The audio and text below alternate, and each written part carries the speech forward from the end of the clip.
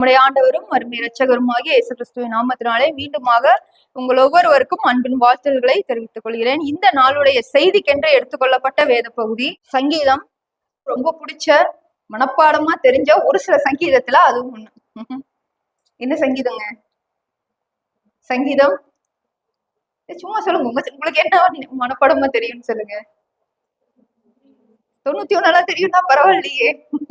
10-15 வசனத்தை மனப்பாடம் பண்ணியிருக்கீங்கன்னு அர்த்தம். அப்புறம் 23 சங்கீதம் 23, சங்கீதம் 1, 2 தெரிஞ்சிருக்கணும். சங்கீதம் 100 இதெல்லாம் ரொம்ப சின்ன சங்கீதங்கள், ஆழமான அர்த்தமுடையவை, ரொம்ப மனதுக்கு இனிமையானவை இல்லைங்களா? இந்த நாள்ல நம்ம தியானிக்க இருக்கிற சங்கீதம் எல்லாருக்கும் ரொம்ப பிடிச்ச ஒரு சங்கீதம். சங்கீதம் 23 எடுத்துக்கொள்ளலாம். சங்கீதம் 23 பைபிளை மூடி வச்சுட்டு பார்க்காமயே சொல்லிருவீங்க இல்லையா கடகடன்னு. சரி, இந்த சங்கீதம் 23 எல்லாருமே வாசிக்கலாம். நம்ம இந்த சங்கீதம் 23ல இருந்துதான் இந்த நாளுக்குரிய செய்தியை நம்ம பார்க்கணும். வாசிக்கலாங்களா? கர்த்தர் என் மீட்பராய் இருக்கிறார்.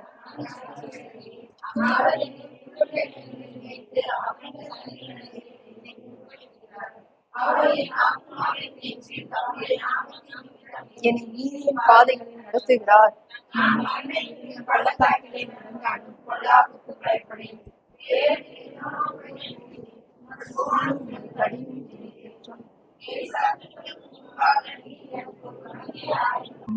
முடிஞ்சது பிரசங்கம் இல்லைங்களா? சங்கீதம் 23 எல்லாருமே எப்படி அது ரொம்ப பிடித்த ஒரு சங்கீதம். தாவீது ராஜாவும் சரிங்களா, தாவீது ராஜாவும் தன்னுடைய வாழ்க்கையில அவர் ராஜாவான பிறகு முன்னாடி அவர் சின்ன வயசுல இருந்து ஆடு மேய்த்து கொண்டிருந்த போது அவருடைய வாழ்க்கையினுடைய அனுபவங்கள், அவர் வாழ்க்கையில கண்ட சில சவால்கள், அவர் எப்படி அதை மேற்கொண்டார், இவை எல்லாவற்றிலும் கர்த்தர் எனக்கு எப்படி உதவி செய்தார் என்பதை அவர் நினைவு கூர்ந்து பின்னாடி அவர் அநேக பாடல்கள், அவர் ராஜாவான பிறகு கூட அவர் என்ன பயன்படுத்துகிறாருங்க, பாடல்களை கிறிஸ்துவுக்கென்று அல்லது தேவனுக்கென்று பாடல்களை பாட, துதிக்க, ஆராதிக்க ஒரு பயன்படுத்துகிறாரு. அதுவே நமக்கு வாழ்க்கையில மிகப்பெரிய ஒரு உதாரணம் தாவீது ராஜா இல்லைங்களா? ராஜாவை விட பிஸியான ஆட்கள் யாராவது இருப்பாங்களா? இல்ல. எல்லார விட 24/7 பிஸியா இருக்கிறது யாருங்க? ஒரு தேசத்தினுடைய ராஜா. தூக்கத்துல கூட அவங்களுக்கு என்ன இருக்குங்க? மக்களை குறித்த ஒரு சிந்தனை ஓடிக்கிட்டு இருக்கும், திட்டங்களை குறித்து ஓடிட்டு இருக்கும், பாதுகாப்பு, தேசத்தினுடைய ராணுவம், பாதுகாப்பு பலப்படுத்தணும், இதை பற்றின ஒரு சிந்தனை ஓடிக்கிட்டு இருக்கும். அதே போல இந்த நாட்களை போல இல்லை. அந்த நாட்கள் எல்லாம் ரொம்ப ஆபத்து நிறைந்த நாட்கள். ராஜாக்களுக்கு உள்ள அரண்மனைக்குள்ளேயே எதிரிகள் இருக்கிறதுக்கு வாய்ப்பு இருக்கு. யாரு வேணாலும் என்ன பண்ணிடலாம், ஒரு சாப்பாட்டை கூட என்ன பண்ணிடலாம், விஷத்தை வச்சிடலாம். சரிங்களா? அண்டைய நாடுகள்ல, எகிப்து போன்ற நாடுகளை நம்ம பார்க்கும் பொழுது அந்த பார்வன் மன்னர்கள், அவர்களை தொடர்ந்து வந்த ராஜாக்கள் எல்லாம் வந்து பாத்தீங்கன்னா பந்தியில உட்கார்ந்த பிறகு சாப்பாட்டுல டைனிங் ஃபுல்லா நிரப்பி இருக்கும் பாத்தீங்களா, அப்படியே அள்ளி எடுத்து போட்டு நம்மள மாதிரி எல்லாம் சாப்பிட்டுருக்க மாட்டாங்க. என்ன பண்ணுவாங்க, அவங்க யாரோ ஒருத்தர் சோதிச்சதுக்கு அப்புறம் தான், அந்த சாப்பாட்டுல விஷம் இல்ல தெரிஞ்சு ஒரு 10 நிமிஷம் அவனுக்கு என்ன ஆகி தெரிஞ்சதுக்கு அப்புறம் தான் அவங்க என்ன பண்ண முடியும், சாப்பிட முடியும். அந்த அளவுக்கு ஒரு கொடுமையான நாட்கள். ஏன் நம்ம இதை சொல்றோம்னா, தாவீது இப்படி எல்லாவற்றையும் நேர்த்தியாக செய்யக்கூடிய ஒரு மனிதனாக, தன்னுடைய காரியங்கள் தன்னுடைய கரத்துல கர்த்தர் கொடுத்ததை மாத்திரம் இல்ல, கர்த்தரை துதிப்பதற்கென்றும் அவர் நேர்த்தியான ஒரு நேரத்தை எடுத்துக்கொண்ட ஒரு மனிதனாக நம்ம பார்க்கிறோம். அதனாலதான் தாவீதுடைய வாழ்க்கை எப்படி இருந்ததுங்க? ஜெயம் உள்ளதாக, வெற்றி உள்ளதாக இருந்தது. சரிங்களா? அவர் இயற்றின அநேக பாடல்கள்ல இந்த பாடல் வந்து ரொம்ப விசேஷமானது. ஏன் இந்த பாடல் யூதர்களுக்கு ரொம்ப விசேஷமானது, ஏன் விசேஷமானதுன்னு நம்ம பார்க்கிறோம். அதுதான் இந்த நாளுடைய தலைப்பு அல்லது இந்த நாளுடைய செய்தி. சரிங்களா? இந்த வசனத்துடைய முதல் வசனத்தை, இந்த அதிகாரத்தின் முதல் வசனத்தை தான் நான் செய்தியின் தலைப்பாக வச்சிருக்கிறேன். என்னதுங்க? கர்த்தர் என் மேய்ப்பராய் இருக்கிறார். சரி சொல்லுவோமா? கர்த்தர் என் மேய்ப்பராய் இருக்கிறார். இதுதான் இந்த நாளுடைய தலைப்பு. சரிங்களா? கர்த்தர் என் மேய்ப்பரா இருக்கிறாரு. நமக்கு இத சொல்லும் போது கொஞ்சம் வித்தியாசமா தரலாம். ஆமா, கர்த்தர் என் மேய்ப்பரா இருக்காரு, அப்புறம் அவருக்கு வேற ரோல் எல்லாம் நம்ம கொடுத்துருவோம். அவர் மேய்ப்பரா இருக்கிறாரு, மீட்பரா இருக்கிறாரு, ராஜாவா இருக்கிறாரு, ஆசிரியரா இருக்கிறாரு, அப்படின்னு நம்ம என்ன பண்ண முடியுங்க? அவருக்கு நிறைய ரோல் வச்சு பார்த்துக்க முடியும். ஆனா பண்டைய காலத்துல இஸ்ரவேலர்கள் அவங்களுக்கு மத்த எல்லா ரோலை விட அந்த கர்த்தரோடு கூட நெருங்குவதற்கு, ரொம்ப நேசமா இருந்து நெருங்குவதற்கு அவருக்கு பிடிச்ச ரோல் என்னன்னா இந்த மேய்ப்பர் என்கிற பதம். இந்த நாட்களில புதிய ஏற்பாட்டு விசுவாசிகளாகிய நமக்கு கர்த்தர் என்ன ஒரு பதத்தை, இதை விட மேன்மையான ஒரு பதத்தை நமக்கு கொடுத்திருக்காரு. அது என்ன தெரியுங்களா? யோவான் எழுதுறாரு 1ஆம் அதிகாரத்துல. என்ன எழுதுறாருங்க? அவருடைய நாமத்தின் மேல் விசுவாசம் வைத்து ரட்சிக்கப்பட்டவர்கள் எத்தனை பேர்களோ அத்தனை பேர்களும் அவருடைய பிள்ளைகளாகும்படி புத்திர சுவிகாரத்தின் ஆவிய கடவுள் என்ன பண்ணியிருக்கிறாரு, நமக்கு கொடுத்திருக்கிறாரு. அந்த நாட்கள்ல யூதர்கள் கடவுளுடைய பெயரை உச்சரிப்பதற்கு ரொம்ப பயப்படுவாங்க. சரிங்களா? நேரடியா டக்குன்னு என்ன பண்ணிட மாட்டாங்க, கர்த்தரை உச்சரிக்க மாட்டாங்க. அதனால அவருக்கு பல நாமங்களை கொடுத்தாங்க. சரிங்களா? பின் நாட்கள்ல நேரா உச்சரிக்க கூடாதுன்னு நினைப்பாங்க. நீங்க வேதாகமத்தை எழுதும் போது கூட நீங்க சொல்ல கேட்டிருப்பீங்க, கர்த்தருங்கிற பதம் வரும்போது மாத்திரம் என்ன பண்ணுவாங்க, நிறுத்தி தங்களை சுத்தமா இருக்கிறவங்க சுத்திகரித்து கொண்டு அதன் பிறகுதான் அந்த கர்த்தருங்கிற வார்த்தையவே எழுதுவாங்க. அந்த அளவுக்கு அந்த பெயருக்கு அவங்க என்ன பண்ணுவாங்க, பயப்படுவாங்க. ஆனா பின் நாட்களை நம்ம பார்க்கிறோம், இயேசு கிறிஸ்து நமக்கு ஒரு பலியின் மூலமாக மீட்பை பெற்றுக்கொண்ட பிறகு நம்மளை எப்படி மாத்திட்டாரு, அப்பா பிதாவே. ரொம்ப பெரிய விஷயம். யார் மட்டும்தான் இதை கூப்பிட முடியும், ஆண்டவராகிய இயேசு கிறிஸ்து மாத்திரம்தான் இந்த பெயரை சொல்லி கூப்பிட முடியும். ஆனா அந்த வாய்ப்பை கர்த்தர் நமக்கு கொடுக்கிறாரு. அப்பா பிதாவே என்று கூப்பிட பண்ணுகிற புத்திர சுவிகாரத்தின் ஆவிய கடவுள் என்ன பண்ணிக்கிறாரு, நமக்கு கொடுத்திருக்கிறார். இது புதிய ஏற்பாடு. சரிங்களா? இப்ப நம்ம பழைய ஏற்பாட்டுல கர்த்தர் என் மேய்ப்பரா இருக்கிறாருங்கிற இந்த பகுதியை நம்ம ஆழமா நம்ம புரிந்து கொள்ள முடியலாம். சரிங்களா? திருப்பி அந்த சங்கீதம் 23 நாம தியானிக்கலாம். கர்த்தர் என் மேய்ப்பரா இருக்கிறார், நான் தாழ்ச்சி அடையேன். சரிங்களா?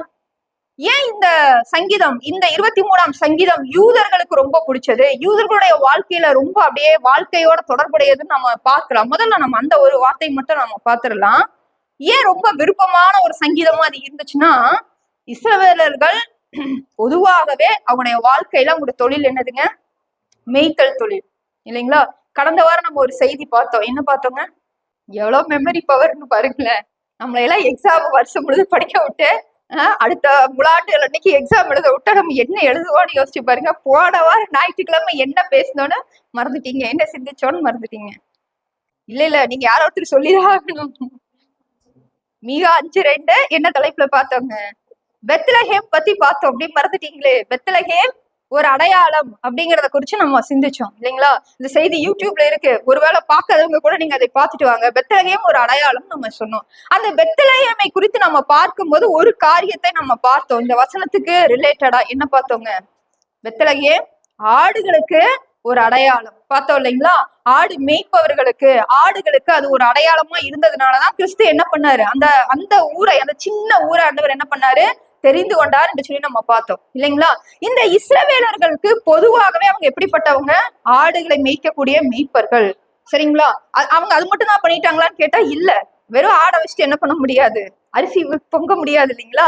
அவங்க என்ன பண்ணாங்க, விவசாய தொழிலும் அவங்க பண்ணினாங்க. ஆனா பிரதானமான தொழில் என்னது, ஆடு மேய்க்கிறது. சரிங்களா? எப்ப இருந்து ஆடு மாடுகளை அவர்கள் வளர்த்து மேய்த்து கொண்டு வந்தாங்கன்னு பார்த்தா எந்த காலத்துல இருந்தே இருக்குதுங்க, முற்பிதாக்கள் காலத்துல இருந்தே இருக்கு. சரிங்களா? ஒரு இஸ்ரவேலருக்கு அத்திப்பழம், ஒலிவப்பழம், அதுக்கப்புறம் இந்த ஆடு மேய்த்தல், அப்பம், இதெல்லாம் அவங்க வாழ்க்கையில் திராட்சரசம், இதை அவங்க வாழ்க்கையில இருந்து பிரிக்கவே முடியாது. அதனால அவங்க யார ஒப்பிடுறாங்கன்னா, கடவுளை தங்களுக்கு மேய்ப்பராக, தங்களை ஆடுகளாக.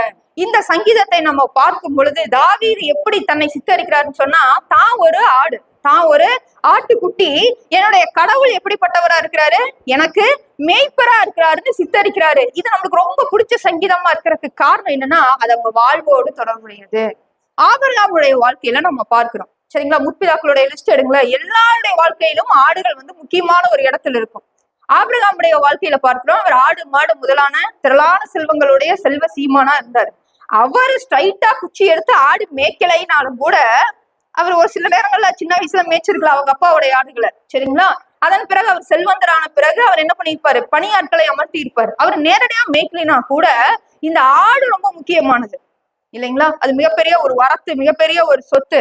எல்லா மிருகங்களையும் விட, இவரு பிரதர் சசிகுமார் தன்னுடைய செய்தியில ஒரு முறை சொல்றார், எல்லா மிருகங்களையும் விட ஆடுகளை இஸ்ரவேலர்கள் மேய்க்கும் போது எப்படி அதை வளர்ப்பாங்கன்னா, தங்களுடைய சொந்த பிள்ளையை போலவே தங்க மடி மேல போட்டு அதை வளர்த்து அதுக்கு பால் ஊட்டி தான் குழந்தைக்கு எப்படி சாப்பாடு ஊட்டுவாங்களோ அதை போல இந்த ஆடுகளை என்ன பண்ணுவாங்க, தங்களுடைய சொந்த ஒரு உயிரா நினைச்சு அவங்க என்ன பண்ணுவாங்க, செல்லமா வளர்த்துவாங்க.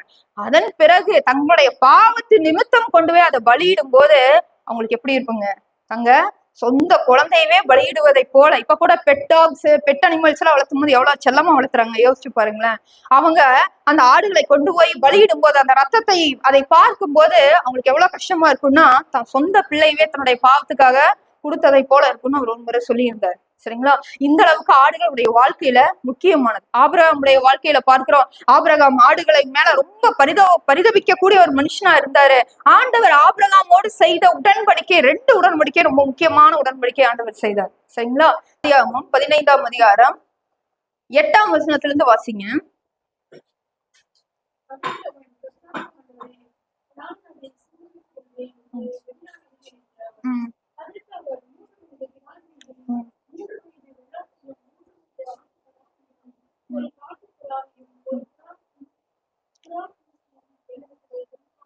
போதுங்க. இந்த சம்பவத்தை நம்ம ஏற்கனவே நம்ம படிச்சிருக்கோம். இந்த சம்பவத்துலதான் ஆண்டவர் ஆபிரகாமோடு செய்கிற முதல் உடன்படிக்கை. ஆண்டவர் விசுவாசத்தினால என்ன பண்ணிட்டாரு, ஆபிரகாம் அழைக்கிறாரு. விசுவாசத்தினால ஆபிரகாம் என்ன பண்ணிட்டாரு, கிளம்பி வந்துட்டாரு. சரிங்களா? நாட்கள் போக போக அவர் சொன்ன தீர்க்க தரிசனம், கர்த்தர் கொடுத்த வாக்குத்தத்தம் தாமதமாகுது. அத தாமதமாகும் போது ஆபிரகாமுக்கு ஏஜ் ஆயிட்டே இருக்குது. அவருக்கு ஒரு பயம் வருது, அவருக்கு கலக்க வருது. அந்த அதிகாரம் 15 முழுதும் நீங்க வாசிக்கும் போது அவர் ரொம்ப குழப்பத்துலதான் இருப்பாரு. இந்த எலியேசர் வேணா என் வீட்டு விசாரணைக்காரனா இருக்கிறாரு, அவர் வேணா இருக்கட்டும் அப்படின்னு அவர் சொல்றாரு. ஏன்னா தன்னோட இயலாமையினால அவர் வருத்தப்படும் பொழுது ஆண்டவர் அவருக்கு திட்டமும் தெளிவுமாக உடன்படிக்கை செய்கிறார். சரிங்களா? உடன்படிக்கை செஞ்சுட்டா என்ன அர்த்தங்க, அதை கட்டாயமாக மீறக்கூடாது. ஒரு உடன்படிக்கைன்னா என்ன அர்த்தங்க, அதை மீறக்கூடாது. திருமண உடன்படிக்கை, ஒரு ஆணும் பெண்ணும் இணையறாங்கன்னா கடவுளுடைய சன்னிதானத்துக்கு முன்னாடி உடன்படிக்கை பண்ணது பிறகு நம்ம என்ன பண்ண முடியாது, அதைய மீற முடியாது. அது போல கர்த்தர் ஆபிரகாமோடு முதலாக உடன்படிக்கை செய்யறத பார்க்கிறோம். அவர் உடன்படிக்கை செய்யும் போது எப்படி உடன்படிக்கை பண்றாருன்னா, வெள்ளாட்டு கடாக்களை, இளங்கன்றை, இதெல்லாம் இயேசு கிறிஸ்துவுக்கு முன்னடையாளமா இருக்குது. இளம் வயதுள்ள ஒரு ஆடு இயேசு கிறிஸ்துவுக்கு முன்னடையாளமா இருக்குது. அதை கொண்டு பலி செலுத்தும்படி ஆண்டவர் சொல்றாரு. அந்த பலி அற்புதமா இருக்கும். அந்த பலியை ஆபிரகாம் செய்யும் போது பாத்தீங்கன்னா ஒரு காரிருள் சூழ்ந்து கொள்ளும். அவர் நித்திர மயக்கமா இருப்பாரு.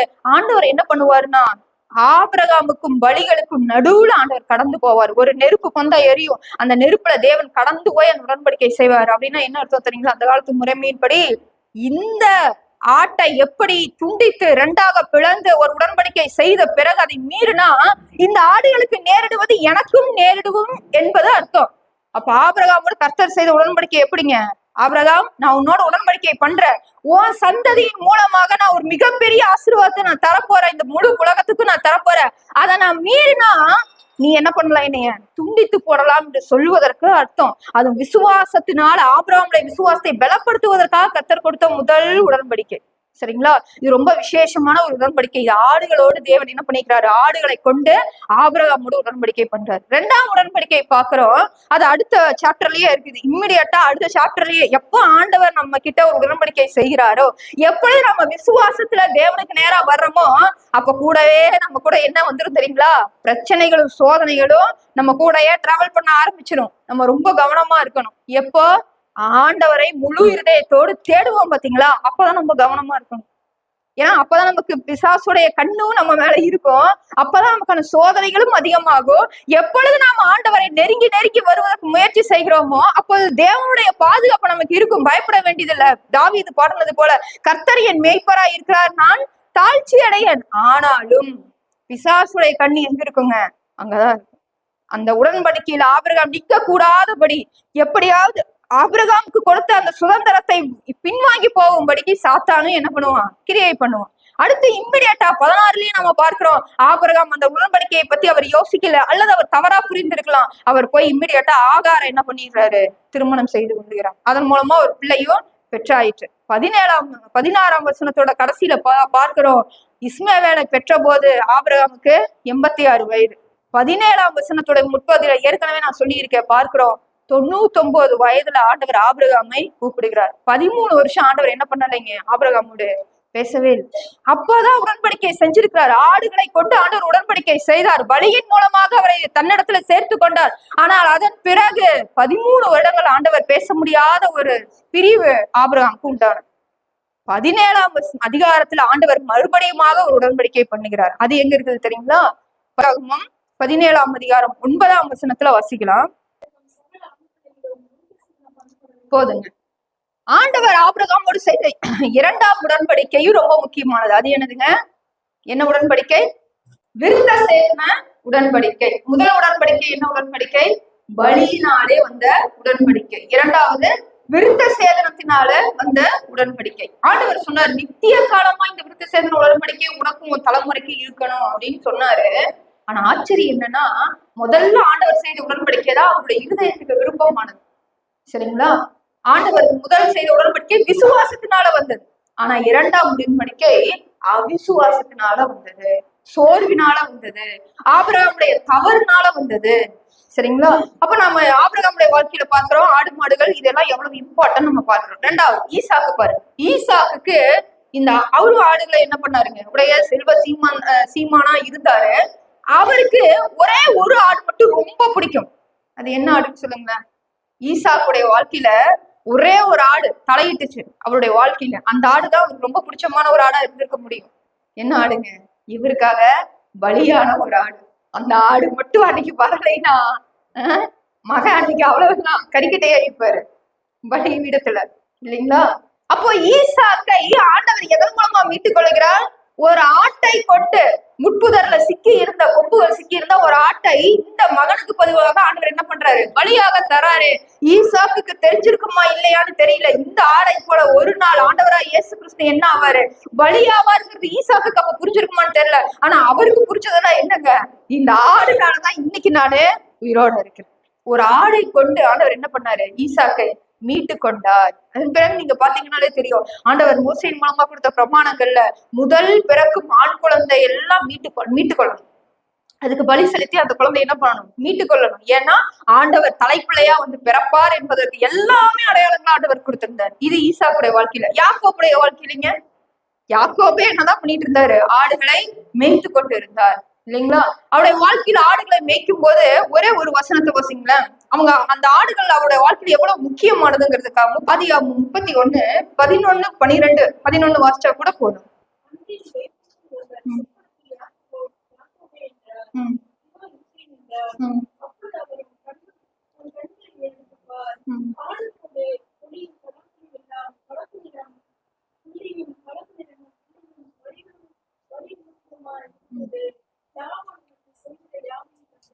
இங்க யாக்கோபுடைய மாமனார் லாபான் என்ன செய்யறான்?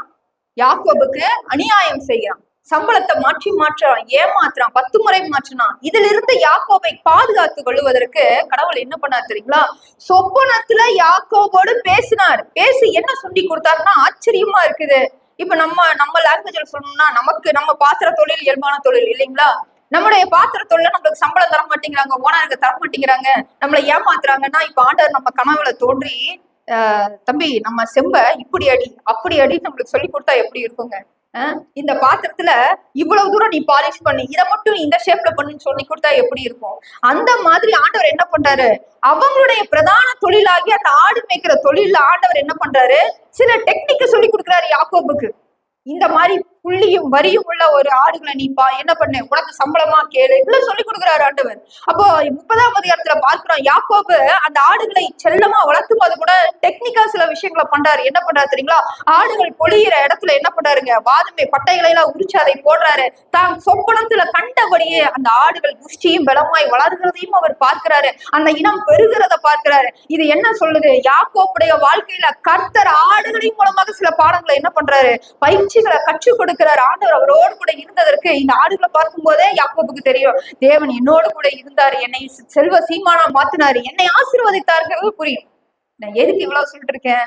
ஆடுகள் வந்து ரொம்ப முக்கியமான ஒரு சப்ஜெக்ட் வேதாகமத்துல நிறைய விலங்குகள் பறவைகளை எல்லாம் கர்த்தர் ஓமைகளா காமிச்சு பேசிருக்கிறாரு, இல்லைங்களா?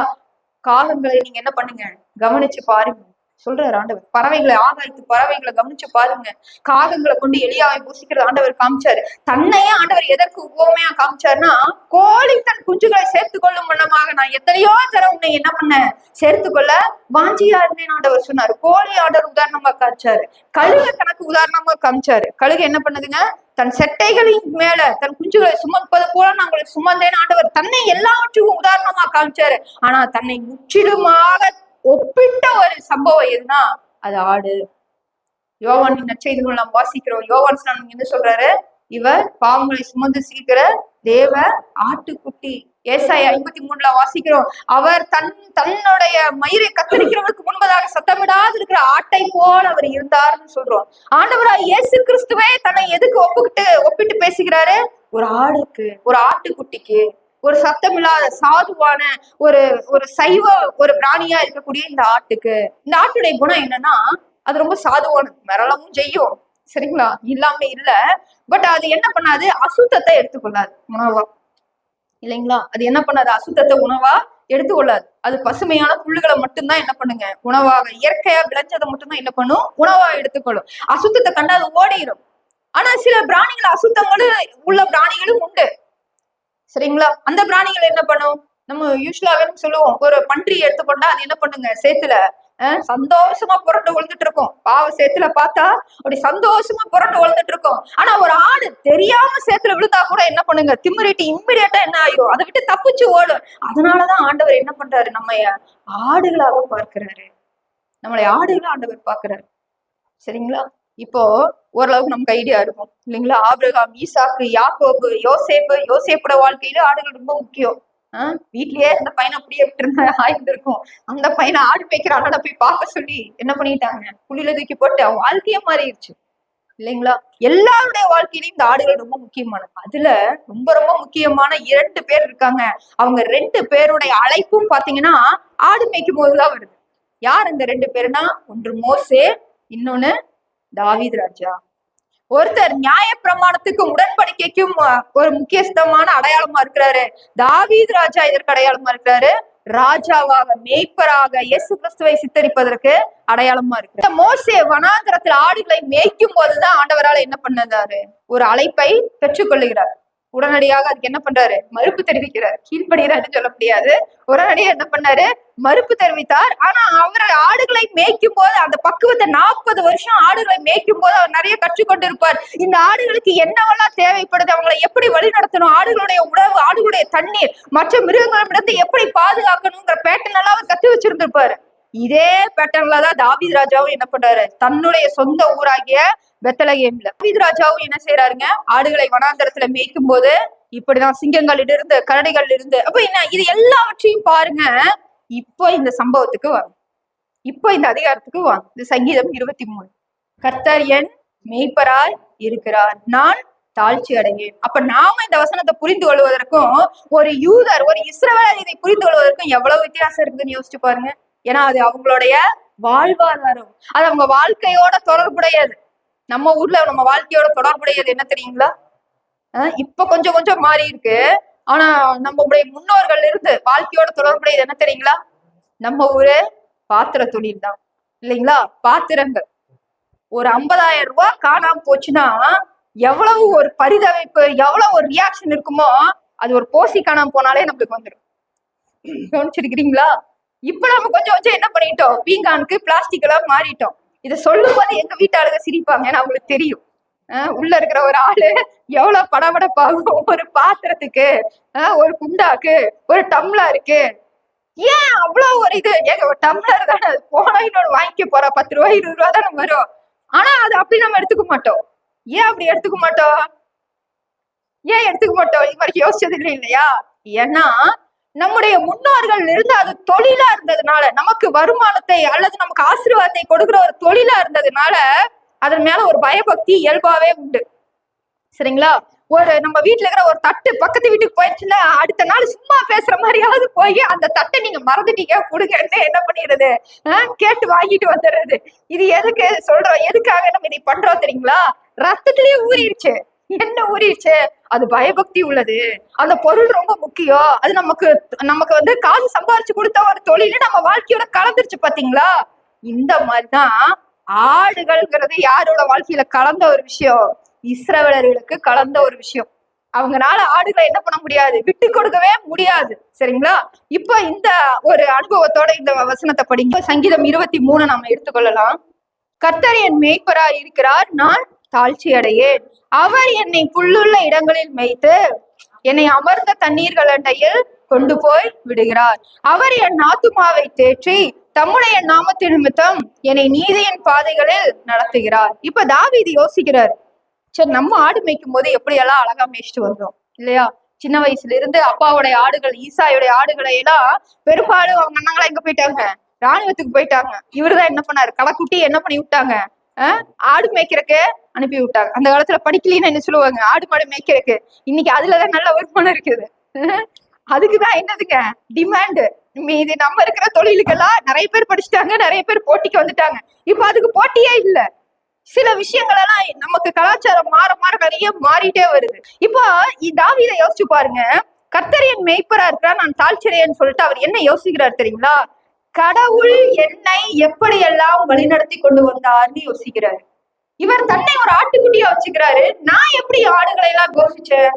ஆடுகளுக்கு சில வேலைகள்ல எல்லாமே ஒரே இடத்துல கிடைக்காது. உணவு தண்ணீர் எல்லாம் என்ன ஆகாது, ஒரே இடத்துல கிடைக்காது. அப்ப என்ன பண்ணணும், ஒரு இடத்துல புல்லெல்லாம் காமிச்சிட்டு மறுபடியும் என்ன பண்ணணும், எல்லாத்தையும் ஒண்ணு சேர்த்தி இன்னொரு இடத்துல கொண்டு போய் தண்ணி என்ன பண்ணணும், காட்டணும். சரிங்களா? அப்போ சில நேரங்கள்ல புல் அதிகமா இருக்கிற இடத்துல மறைச்சிருந்து சில காட்டு மிருகங்களா என்ன பண்ணும், தாக்குறதுக்கு வரும். அப்படிதான் கரடி, சிங்கம் எல்லாம் தாவீதுடைய வாழ்க்கையில வந்ததை நம்ம பார்க்கிறோம். அதை எல்லாத்துல இருந்தும் பாதுகாக்கணும். அப்ப எல்லாத்துல இருந்தும் பாதுகாக்கணும்னா ஒரு மேய்ப்பன் கண்ணும் கருத்துமா இருக்கணும் ஆடுகள் மேல. ஒரு நிமிஷம் வீட்டுல இப்ப எல்லாம் குழந்தைகளை என்ன பண்ண முடியாது, ஒரு நிமிஷம் விட்டுட்டு என்ன பண்ண முடியாது. ஒரு 10 நாங்களா விளையாடும் போது காலமே வேறீங்க. எங்க அம்மா வேலைக்கு போயிடுவாங்க, எங்க அப்பாவுக்கு நாங்க எங்க இருக்கிறோம்னே தெரியாது. நாங்க 3 பேரு எல்லா பக்கமும் ஆடு மேய்ஞ்ச மாதிரி மேய்ச்சிட்டு ஒரு 7-8 மணிக்கு மேலதான் வருவோம். அது எதுக்கு வரோம்னா பசிக்குது, சோறு சாப்பிட்றதுக்காக வருவோம். சரிங்களா? ஒருத்தருமே யாருமே கண்டுக்க மாட்டாங்க அந்த நாட்கள். அந்த 90s கிட்டோட வாழ்க்கையில கிடைச்ச மிகப்பெரிய பொக்கிஷ வாழ்க்கை இதுதான். ஏன்னா யாருமே கண்டுக்க மாட்டாங்க. நம்ம பாட்டுக்கு விளையாடுவோம், ரோட்ல எல்லாரும் கூட விளையாடுவோம், டயர்லாம் ஒட்டி இருக்கிறேன் எங்க வீதியில எல்லாமே விளையாடுவோம், ஜாலியா இருப்போம். இப்போ நினைச்சு பாருங்க, பக்கத்துல வீட்டு குழந்தை தானே, ஒரு 12 வயசு பையன் தானே, நம்பி கூட என்ன பண்ண முடியாது, ஒரு பொம்பளை பிள்ளைய நம்ம கொடுக்க முடியாது. சின்ன குழந்தை கூட என்ன பண்ண முடியாது, கொடுக்க முடியாது. எவ்வளவு ஒரு மோசமான ஒரு உலகத்துக்குள்ள நம்ம இருக்கிறோம்னு யோசிச்சு பாருங்களேன். தாவீது யோசிக்கிறாரு, நான் எப்படி எல்லாம் பாதுகாத்தேன் என் ஆட்டை, அதே மாதிரி கடவுள் என்ன பண்றாரு, என்னை ஒவ்வொரு சூழ்நிலைகளிலும் கடவுள் என்ன பண்றாரு, என்னை போஷிச்சாரு. தாவீது யோசிக்கிறாரு, நம்முடைய வாழ்க்கை, என்னுடைய வாழ்க்கையில கர்த்தர் என்ன பண்ணாரு, என்னை அமர்ந்த தண்ணீர் அண்டைக்கு கொண்டு போய் என்னை விட்டாரு. புல்லுள்ள இடங்கள்ல என்னைய செய்தாரு, மேய்த்தாரு. அடுத்த வசனத்துல பார்த்துப்போங்க, அவர் என் ஆத்துமாவை தேற்றி தம்முடைய நாமத்தின் நிமித்தம் என்னை நீதியின் பாதைகளில் நடத்துகிறார். நான் மரண இருளின் பள்ளத்தாக்கிலே நடந்தாலும் பொல்லாப்புக்கு பயப்படேன். தேவரீர் என்னோடு கூட இருக்கிறேன், உமது கோலும் உமது தடியும் என்னை தேற்றும். நான் என்னுடைய வாழ்க்கையில நான் கடந்து வந்த சூழ்நிலையில உண்மையிலே சொல்றேங்க, சில தேர்ந்தெடுக்கப்பட்டவங்களுடைய வாழ்க்கையில கர்த்தர் அதிகமான சோதனைகளை அனுபவித்தது போல நமக்கு தெரியுது இல்லைங்களா? சில பேர் நல்லா வாழ்ந்துட்டு போயிட்டாங்க.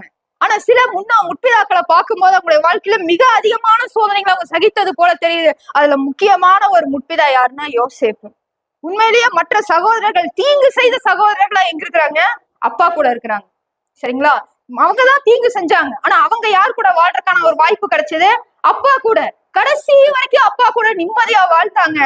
யோசேப்பு எப்படி போயிட்டாரு, அடிமையா போனாரு. அவர் பாடுபட்டாரு. அவருடைய ஜீவன் இரும்புல அடைபட்டு இருந்ததுன்னு சங்கீதத்துல வாசிக்கிறோம். அவர் அவ்வளவு கீழ்த்தரமா நடத்தப்பட்டாரு.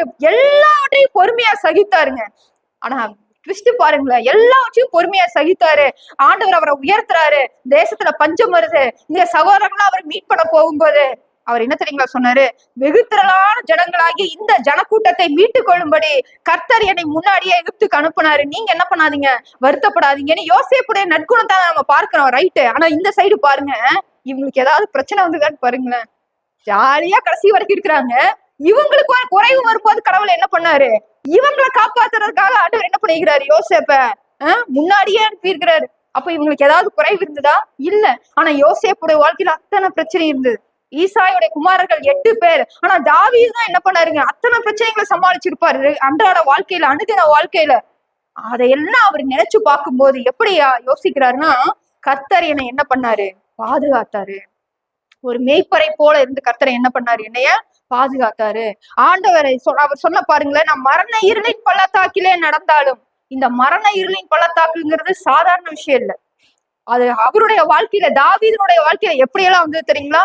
நம்ம சவுல நம்ம வாசிக்கிறோமே, சவுல சாதாரணமா எடுத்துட்டு போயிட முடியாது.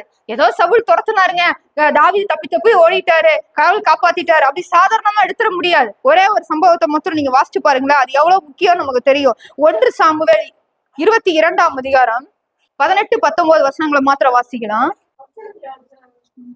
ம், ம்.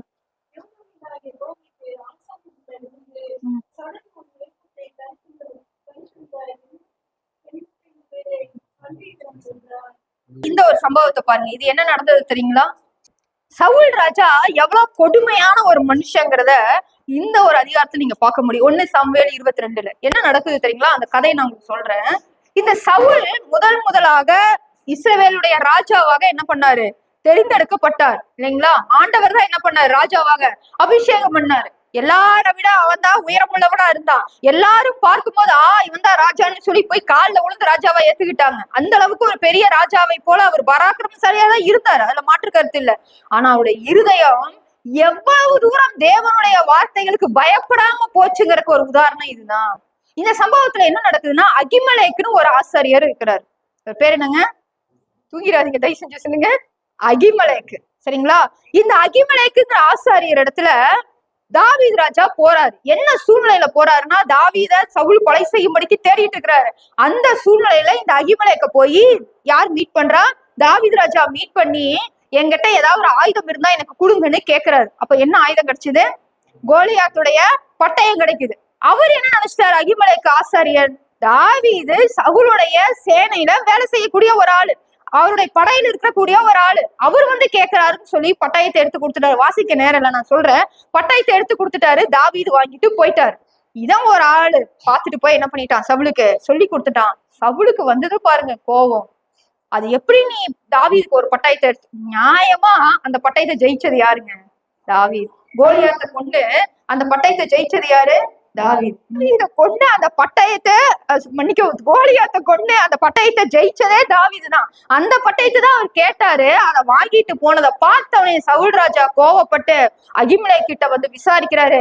அவர் அப்பாவி, அவருக்கு உண்மையிலேயே ஒண்ணும் தெரியல. அவர் கேட்டாரு, நான் கொடுத்தேன்னு சொன்ன வார்த்தையை நம்பாம ஆசாரியர்களை கொலை செய்யறாரு. அந்த முன்னாடி வசனங்களை வாசிச்சு பாருங்களேன். வேலைக்காரர்கள் என்ன பண்ணுவாங்க? ஆசாரியர்களை கொலை செய்வதற்கு பயப்படுவாங்க. சவுலுடைய அரசவையில இருந்த வேலைக்காரர்கள் 16ஆம் வசனத்துல பார்க்கிறோம். அகிமலேக்கே, நீயும் உன் தகப்பன் வீட்டார் அனைவரும் சாகவே சாக வேண்டும். இந்த அகிமலேக்கு யாரு? ஆசாரியன். அவனுடைய தகப்பன் வீட்டார் எல்லாரும் யாருங்க? ஆசாரியர்கள். சரிங்களா? ஆசாரியர்கள்னா யாருங்க? ஆசாரியர்கள் யாருங்க? நீங்க மேய்ப்பரை பத்தி தான் பேசிட்டு இருக்கிறீங்க. இப்ப எதுக்கு ஆசாரியர்களை பத்தி கேள்வி கேட்கணும்? அப்பப்போ தூங்குறீங்களா இல்லையான்னு டெஸ்ட் பண்ண வேண்டியதா இருக்குது. ஆசாரியர்கள் யாருங்க? கர்த்தருடைய வேதத்தை எடுத்து இஸ்ரவேலர்களுக்கு போதிக்கிறவங்க. ஆண்டவர் சொன்னார், ஆசாரியனுடைய வாயில ஜனங்கள் என்ன பண்ணுவாங்க? வேதத்தை தேடுவார்களே. அந்த ஆசாரியனாகி அகிமலேக்கு கிட்ட ராஜா பேசுறாரு. பின்பு ராஜா 17ஆம் வசனத்துல தன் நண்டையில நிற்கிற சேவகரை நோக்கி, நீங்கள் போய் கர்த்தருடைய ஆசாரியர்களை கொல்லுங்கள். எவ்வளவு தைரியமான ஒரு வார்த்தை பாருங்க. யார கொல்லணுமா? கர்த்தருடைய ஆசாரியர்களை கொல்லுங்கள். அவர்கள் கையும் தாவீதோடு இருக்கிறது. பெரிய காரணம் ஒண்ணு இல்ல, அவங்க கையை யார் கூட இருக்குது? சம்பந்தம் கலந்து இருக்குது, தாவீதோட இருக்குது. இது இவனோட எண்ணம். ஆனா உண்மையிலேயே அவங்க அப்படி நினைக்கல. அவன் ஓடி போகிறதை அவர்கள் அறிந்திருந்தும் அதை எனக்கு வெளிப்படுத்தவில்லை. என்ன காரணம்னு பாத்தீங்களா? அவன் போறதை இவங்க தெரிஞ்சிருந்ததே என்ன பண்ணல, என்கிட்ட வந்து சொல்லல. அவங்க அதை யதார்த்தமா விட்ட ஒரு விஷயத்த இவரா தவறா புரிஞ்சுக்கிட்டு என்ன சொல்ற தெரியுங்களா? ராஜாவின் வேலைக்காரரோ கர்த்தருடைய ஆசாரியரை கொள்ள தங்கள் கைகளை நீட்டவில்லை. ஏன் பயப்படுறாங்க? ஏன் தெரியுங்களா? அவங்க தேவனால அபிஷேகம் பண்ணப்பட்டவங்க. ஆசாரியர்கள் யாருங்க? தேவனால அபிஷேகம் பண்ணப்பட்டவங்க. இதே மாதிரி தேவனால அபிஷேகம் பண்ணப்பட்டவங்க மேல என் கையை போட மாட்டேன்னு சொன்னது யாரு? தாவீது ராஜா. யார் மேல போட மாட்டேன்னு சொன்னாரு? சவுல் மேல. தேவனால் அபிஷேகம் பண்ணப்பட்ட சவுல் மேல நான் எப்படி என் கையை போட்டு கொலை செய்வேன்னு பயப்படுறாரு. அவருடைய சால்வை பொங்கல் அறுத்ததுக்கு என்ன ஆகுதுங்க? பயம் வருது, அவர் மனசு அடிச்சுக்குது. ஆனா இந்த சவுல் ராஜா எவ்வளவு கெட்டவன்னா, ஆசாரியர்களை என்ன பண்றான்? கொலை செய்யறான். அது எத்தனை ஆசாரியர்களாங்க? இப்பதான் நம்ம வாசித்தோம். கிட்டத்தட்ட 80 ஆசாரியர்களை என்ன பண்ணான்? கொலை செய்ய. எவ்வளவு பெரிய பாவம் தெரியுங்களா இது? ஆசாரியர்களை கொலை செய்யறது. அதுவும் இவன் தாவீது மேல வச்சிருக்கிற பர்சனலான ஒரு பகை. அந்த பகைக்காக ஆசாரியர்களை இவன் கொலை செய்து மகா பெரிய ஒரு பாவம். இப்ப நான் என்ன யோசிக்கிறேன்னா, ஆசாரியர்கள் மேல கை வைக்கிறக்கே இவனுக்கு பயப்படவில்லை, கர்த்தருக்கு பயப்படல. ஆனா இந்த மனுஷன் தாவீதை கொண்டு போடுறது எவ்வளவு அதிக நிச்சயம்? யோசிச்சு பாருங்க. தாவீதுக்கு எவ்வளவு உயிர் பயம் இருந்திருக்கும், எவ்வளவு பெரிய எதிரி, எவ்வளவு பெரிய சத்துரு இவன்.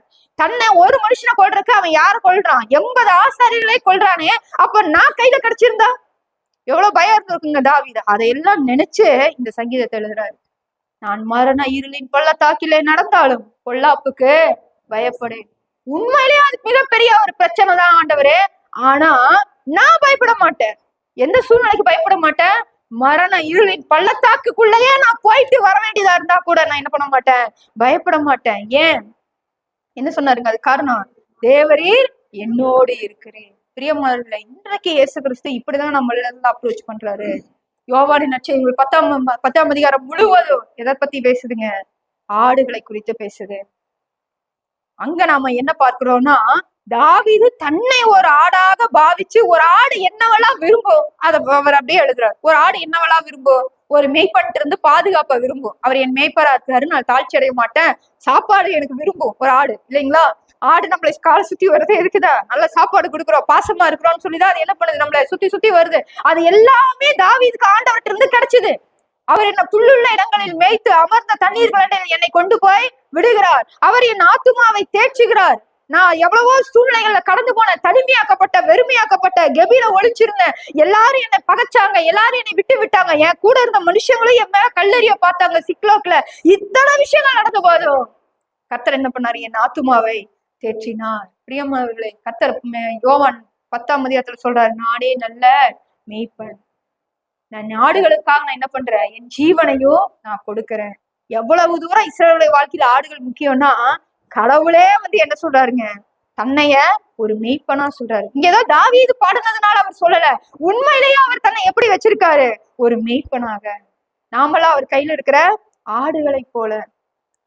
பொல்லாத வழிகள், பொல்லாத சூழ்நிலைகள், நம்மளால புரிஞ்சுக்க முடியாத ப்ராப்ளம், நம்மளால கடக்க முடியாத சூழ்நிலை எது வேணா நம்ம வாழ்க்கையில வந்திருக்கலாம். ஆனா நாம தனியா இல்லைங்கிறத நம்ம என்ன பண்ணணும்? நினைவு கூர்ந்து கொள்ளணும். உண்மையிலேயே ரொம்ப கஷ்டம் என்ன தெரியுங்களா? ரொம்ப ரொம்ப கஷ்டம் என்ன தெரியுங்களா? மனசோர்வுல இருந்து வெளியில வரும்.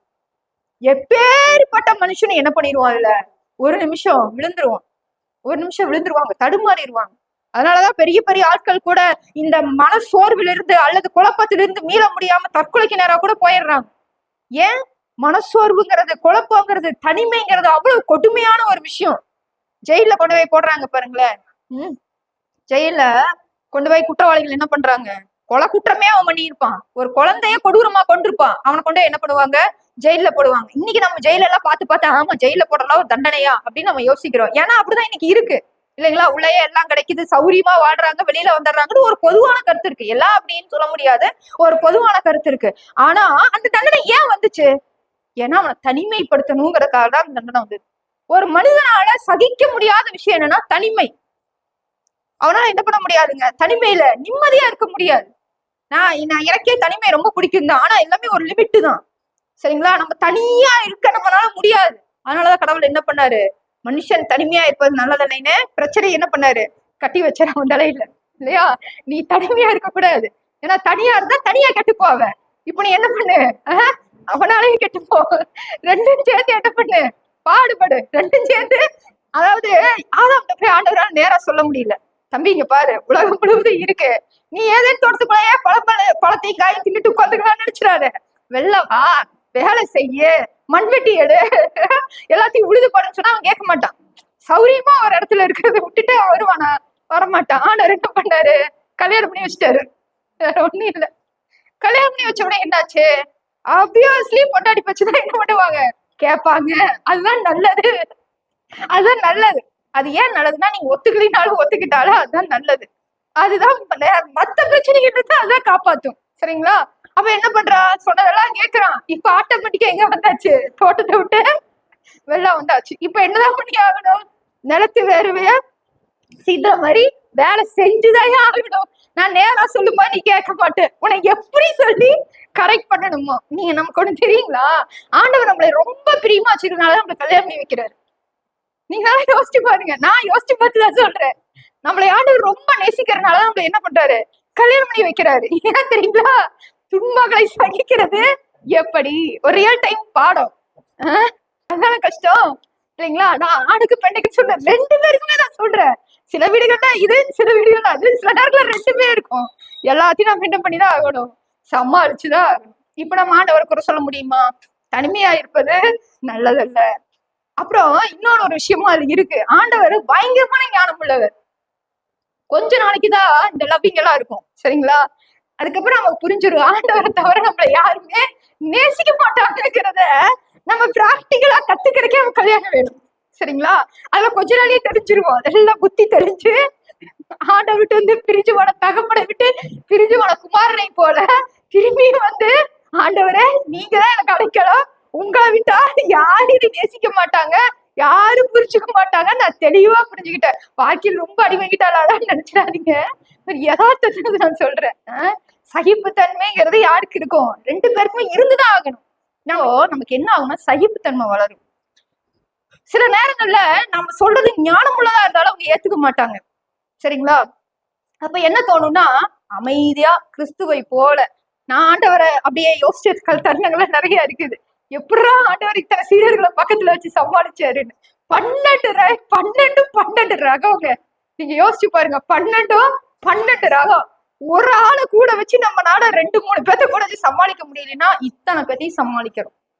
ஆண்டவர் உச்சகட்டமா ஒண்ணு செஞ்சதை பாருங்களேன். இவங்களுக்கு எல்லாம் போட்டி மனப்பான்மை இருந்துட்டே இருக்குது. அப்ப அதை போக்குறதுக்கு ஆண்டவர் என்ன பண்ணாரு? உச்சகட்டமா தன்னை அடிமையாக்கி ஒரு சீலை எடுத்து இடுப்புல கட்டிட்டு, மேல ஆடை இல்லாம இடுப்புல மட்டும் ஒரு துணியை கட்டிட்டு அவங்க பாதங்களை எல்லாம் போய் என்ன பண்ண ஆரம்பிச்சிட்டாரு? கழுவ ஆரம்பிச்சாரு. இதுக்கு எதுக்கு அடையாளம்? உங்களுக்கு எவனாவது எச்சமானா இருக்கணும்னா அவன் எப்படி இருக்கணும்? வேலைக்காரனா இருக்கணும். அப்ப நீ விட்டு கொடுக்காம நீ யாரையுமே நேசிக்க முடியாததாங்க பிரச்சனை. நல்லா புரிஞ்சுக்கோங்க. ஒரு கணவன் மனைவியோட அன்புக்குள்ள இருக்கிற அந்த உறவு எதுல தாங்கி அப்படியே ஸ்ட்ராங் ஆகும்னா நம்ம எவ்வளவுக்கு எவ்வளவு விட்டு கொடுக்குறோமோ, எவ்வளவு தூரம் விட்டு கொடுக்கலாம். நம்ம முழுவதுமே அவமானப்பட்டாலும் பரவாயில்ல. யார்கிட்ட அவமானப்பட போறோம்? நம்ம சொந்த சரீரத்துக்கிட்ட தானே. என்ன வேற்றுமை இருக்க போகுது? நம்ம கணவன் நம்ம மனைவி தானேன்னு எல்லாவற்றையும் நீங்க விட்டாலும் கூட பரவாயில்ல. அவங்கள விடமாட்டேன்னு சொல்றதுலதான் என்ன இருக்குதுங்க? அன்பு இருக்குது. இத நேரா சொன்னா நம்ம கத்துக்குவோமா? அதுக்குதான் ஆண்டவர் என்ன பண்ணி வைக்கிறாரு? கல்யாணம் பண்ணி வைக்கிறாரு. இப்படி கத்துக்கோ, எல்லாத்தையும் விட்டு கொடு, அனுசரிச்சு போ. கஷ்டம்னா என்னன்னு பாத்தியா? இப்படிதான் நீ என்னை விட்டு ஓடி போயிட்டு இருக்க. நான் சொன்ன பேச்சு கேட்க மாட்டேங்கிறாங்க ஆண்டவர் அப்படின்னு வரும்போது, நீ என் பேச்சு கேட்கறியா? கேட்கறது இல்ல. அப்ப எனக்கு இப்படித்தான் இருக்கும், புரியுதுங்களா? எனக்கு இப்படிதான் இருக்கும். அப்ப நீ என்ன பண்ண? என்ன ஆண்டவரை பண்றது? விட்டு கொடு. நான் உன்னை மன்னிக்கிறேன்னா நீயும் மன்னிச்சிரு. எல்லாத்தையும் மன்னிச்சிரு. எதை வரைக்கும் மன்னிக்கிறது? எல்லாத்தையும் மன்னிச்சிரு. எல்லாத்தையும் மன்னிச்சுட்டேன். என்கிட்ட ஒண்ணுமே இல்லை ஆண்டவரே, நான் எனக்கான பேர் இல்லை ஆண்டவரே, அதையும் விட்டு கொடு. அப்ப இப்படியா நீங்க என்னை நேசிக்கிறீங்க? ஆமா, நான் உங்களை இப்படிதான் நேசிக்கிறேன். அப்ப பிராக்டிக்கலா புரிய வைக்கணும்னா அங்க ஏவாள் வேணும், சரிங்களா?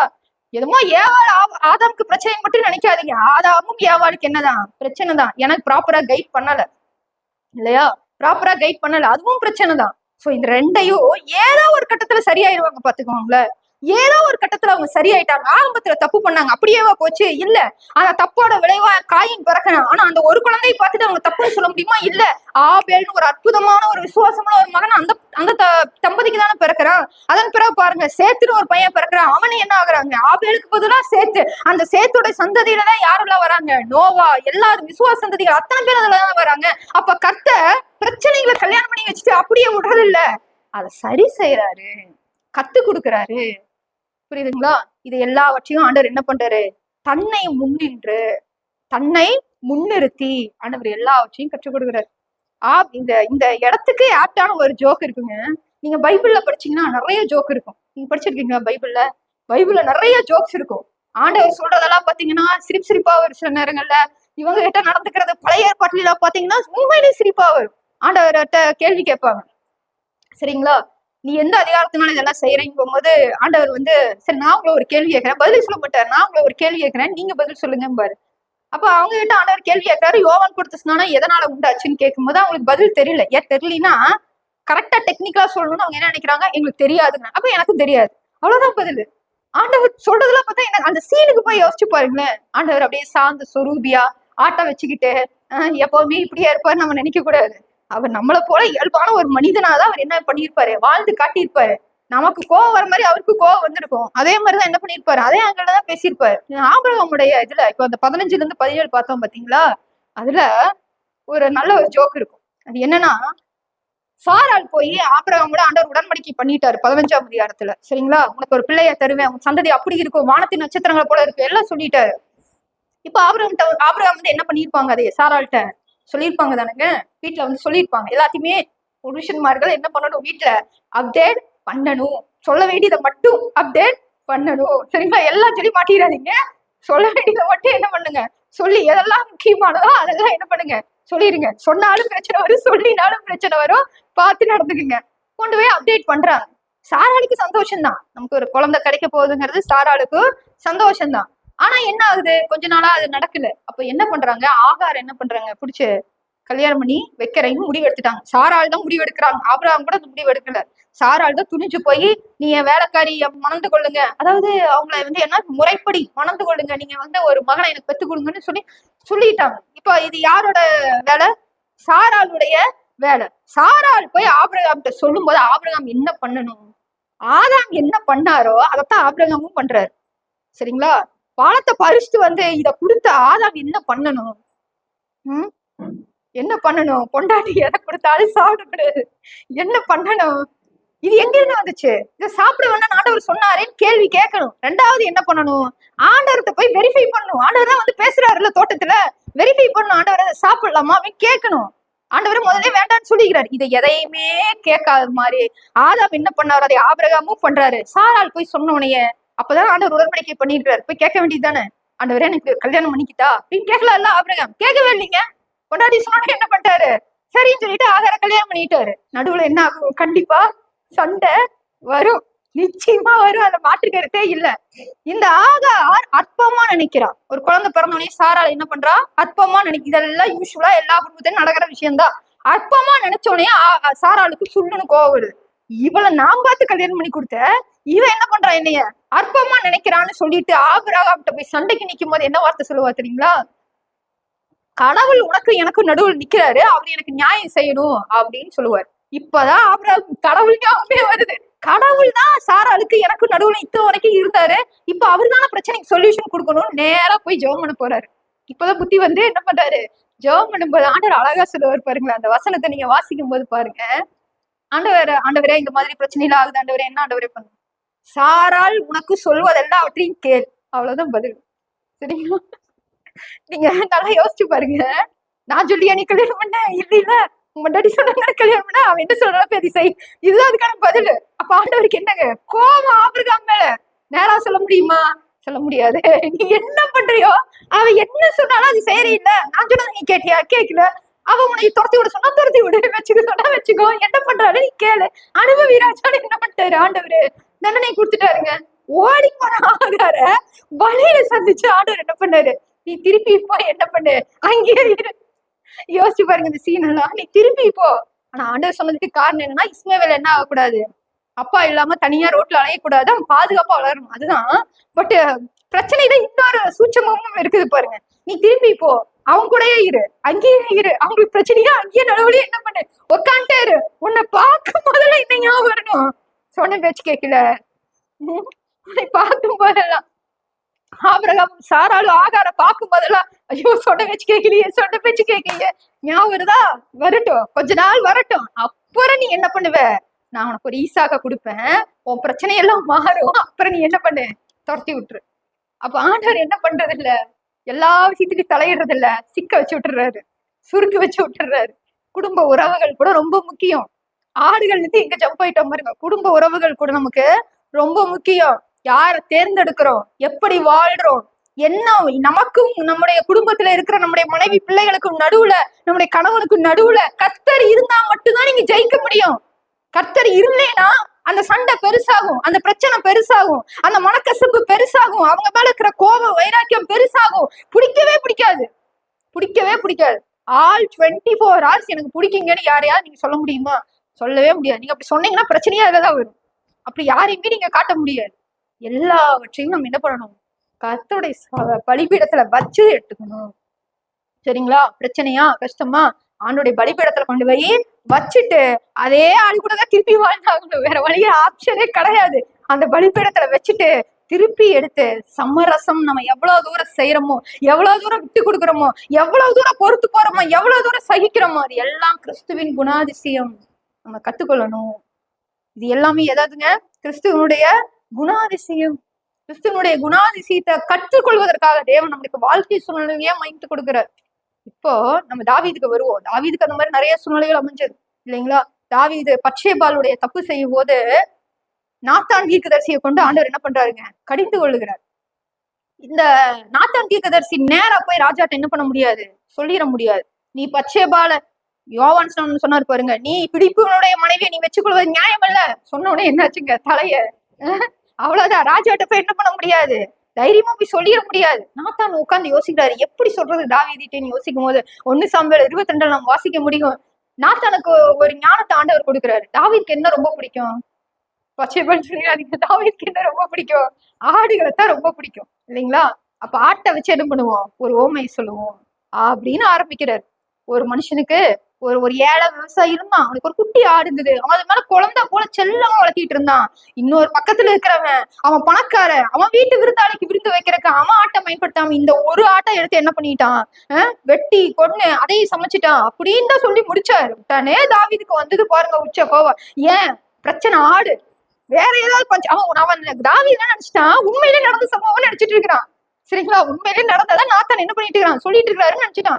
யார் அந்த மனுஷனா, அவனுக்கு இன்னைக்கு சும்மா ஆட மாட்டேன்னு கோவம், நீ தாண்டா அந்த ஆடு அப்படின்னு அவனுக்கு என்ன ஆயிடுச்சு. அப்பதான் அவனுக்கு உணருது அந்த அளவுக்கு அவங்க வாழ்க்கையில எது முக்கியம், ஆடுகள் முக்கியம், வாழ்வாதாரம் அவங்களோட ஆடுகள் முக்கியம். சரி, இதெல்லாம் பழைய ஏற்பாடு. புதிய ஏற்பாட்டுல இருக்கிற நமக்கு ஒரே ஒரு வசனத்தோட நான் முடிச்சிடறேன். இதுக்கு மேல போனா நீங்களும் கல் எடுத்துருவீங்க ஆலயத்துக்குள்ள. யோவானின் நற்செய்தி நூல் 10ஆம் அதிகாரத்தை எடுத்துக்கொள்ளுங்க. ஆண்டவர் நமக்கு மெய்ப்பரா இருக்கிறாரு, நம்ம மேய்க்கிற நல்வழிப்படுத்துகிற நல்ல மெய்ப்பனா இருக்கிறாரு. நம்ம ஆடுகளை எப்படி வழி நடத்துறாரு, மரண இருளையும் பள்ளத்தாக்கிலும் கூட பொல்லாப்புக்கு பயப்படாத ஒரு சூழ்நிலை ஆண்டவர் ஏற்படுத்தி கொடுக்கிறாரு. அவருடைய கோல் அவருடைய தடி 2 அவரிடத்துல இருக்குது இல்லைங்களா. ஒண்ணு கோல், அது ஆடுகளுக்கு தேவையான இலத்தலைகளை பறிச்சு போடுறதுக்காக. இன்னொன்னு என்னதுங்க, தடி, அது எதிரிகளிடத்திலிருந்து பாதுகாக்கும். இந்த ஆடு தப்பு பண்ணாலும் என்ன ஆகும், 2 அடி உழுகும். அதை எப்படியோ நம்மளை தீமையில இருந்து அது என்ன பண்ணும், அந்த ஆடு தப்பிச்சுக்கும். சரிங்களா. இப்போ ஆடாக பார்த்த தாவீது தன்னை ஆடாக பாதிச்சு கர்த்தர் என்னை மேய்க்கிற மாதிரி பார்த்து எல்லாத்தையும் எழுதி வச்சாரு இல்லைங்களா. இப்போ நம்ம நேரா புதிய ஏற்பாட்டுல வருவோம். ஆண்டவர் சொன்னாரு, ஆமா கரெக்டு தான், நீங்க எல்லாரும் ஆடுகள் தான்.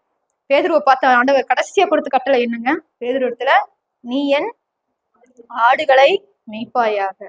முதல்ல அழைக்கும் போது நான் உன்னை மனுஷனை பிடிக்கிறவராக்குவேன்னு ஆண்டவர் சொன்னாரு. அப்படி சொன்னாதான் அவருக்கு புரியும். ஏன்னா அவர் என்ன பிடிச்சிட்டு இருக்கிறாரு, மீன் பிடிச்சிட்டு இருக்கிறாரு. உனக்கு நான் பண்ணிய பிடிப்பேன்னு சொன்னா அது எதாவது புரியுமா என்ன, புரியாது. மீன் பிடிக்கிறதுக்கு எப்படித்தான் பேதுரு தன்னுடைய திறமையெல்லாம் செலவு பண்ணி இருப்பாரு, தன்னுடைய வாழ்க்கையில எவ்வளவு விஷயங்களை கத்திருப்பாரு. அந்த ட்ரெக்ல ஆண்டா நம்மளை கரெக்ட் பண்ணணும்னா நம்முடைய ரூட்டுக்கே தான் வருவாரு. நம்மளை எப்படி பேசி நம்முடைய ரூட்ல எப்படி வந்தா நம்ம கரெக்ட் ஆகுமா, அப்படி அழகா அது அவரால் மட்டும்தான் செய்ய முடியும், யாருமே உலகத்துல செய்ய முடியாது. அப்போ பேதரு கிட்ட ஆண்டவர் சொன்னார், உன்னை மீனை பிடிச்சிட்டு இருக்கிறேன் இல்ல பேதரு, நான் உன்னை மனுஷனை பிடிக்கிற ஆக்குறேன்னு சொல்லும் போது புரிஞ்சிருச்சு. நான் இதுக்கு எவ்வளவு பிரயாசப்பட்டனோ அந்த பிரயாசத்தை நான் இன்னமும் பண்ணணும், மனுஷங்களை பிடிக்கிறக்கும் நான் பண்ணணும் புரிஞ்சிருச்சு. ஆனா அதோட முடிக்கல. கடைசியா யோவான் நற்செய்தி நூல் 19 ஆண்டவர் பேதுருக்கு மன்னிச்சிடும், அதிகாரம் தப்பா சொல்லிட்டேன்னு நினைக்கிறேன். கடைசி அதிகாரத்துல பேதுருட்ட ஆண்டவர் சொல்றாரு, நீ என் ஆடுகளை மேய்ப்பாயாக, என் ஆட்டுக்குட்டிகளை மேய்ப்பாயாக. அப்ப கர்த்தர் நம்மளை எப்படி பாக்குறாரு, ஆட்டுக்குட்டிகளாக. அதுலயும் 2 ரகம் இருக்கு. மத்தேயு 25 சொன்ன மாதிரி என்ன 2 ரகங்க, செம்மறி ஆடு வெள்ளாடு. எல்லா ஆடும் நல்ல ஆடு கிடையாது. செம்மறி ஆடு வலது பக்கத்திலையும் வெள்ளாட இடது பக்கத்திலயும் ஆண்டவர் பிரிப்பாரு. ஆண்டவருடைய பரலோகத்துக்குள்ள போறது எல்லாம் என்னதுங்க, செம்மறியாடு இல்லைங்களா. ஒரு ஆட்டு உயிரம் போகுது, இன்னொரு ஆட்டு இனம் போகலைன்னா கடைசி வரைக்கும் ஆண்டவர் தம்முடைய பிள்ளைகளை ஆடுகளாக பாதிக்கிறாரு, ஆடுகளாக மேய்க்கிறாருங்கிறது அர்த்தம். இப்போ அந்த ஆடு எப்படி இருக்கணும், கர்த்தருக்கு ஒரு விருப்பம் இருக்கும் இல்லைங்களா. அந்த விருப்பத்தை தான் இப்ப நம்ம வாசிக்க போறோம். 11ஆம் வசனத்தை வாசிங்க, யோவான் 10:14.